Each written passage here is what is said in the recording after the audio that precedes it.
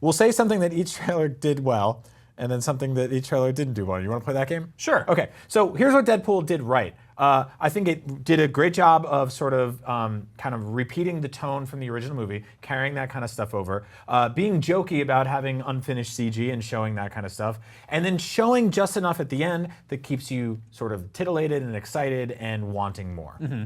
I think the Venom trailer did a very good job of setting the tone for the movie. We don't think it's going to be a goofy movie, but it's definitely not a Disney goofy movie. That's a different thing. But I mean, it's not going to be silly. It's Venom. It's very serious. Right. He's the lethal enforcer. It gave us an idea of Tom Hardy's kind of I guess sort of energy to it. It tells us it's in San Francisco, and the sort of tone of it seems more kind of like horror thriller than straight action. Which is good to know because there were rumors going around that this was going to be very Zombieland, which was horror comedy. Sure. Right? And there might still be stabs of that, but I don't really know if that's right. It doesn't seem like that's where it's It sold us on the tone of the movie, which is what a trailer kind of should do. And I will say a thing I didn't like about the Deadpool trailer is that I still don't really know who the villain is. Yeah, or what the movie's called. There's still a lot up in the air. It was more of a trailer than a teaser.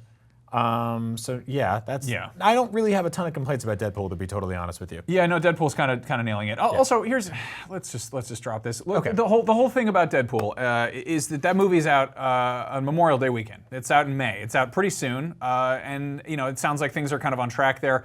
Venom is out in October. They don't need to show us anything right now. Right.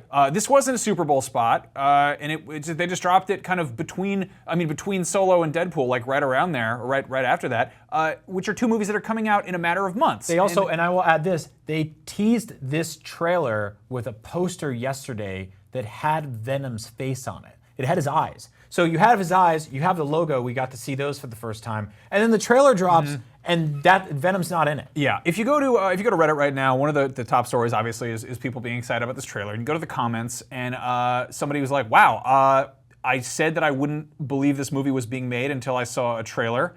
I still don't believe it's a Venom movie because I haven't seen Venom." Yeah. It seems like it's not done yet. Put it back in the oven. Like we don't need to. It's okay to sit around and wonder about it still. I don't know whose decision it was to pull the trigger and just release this because it doesn't look bad per se. I'll put it this way: on Sunday morning, you and I had our sort of fears and worries about what Han Solo would look like. That movie Solo, the road leading up to that. I won't call it disastrous. It was rocky. The firing of directors, the bringing of a new director, the rumors of an acting coach on set, last-minute rewrites, all this kind of stuff.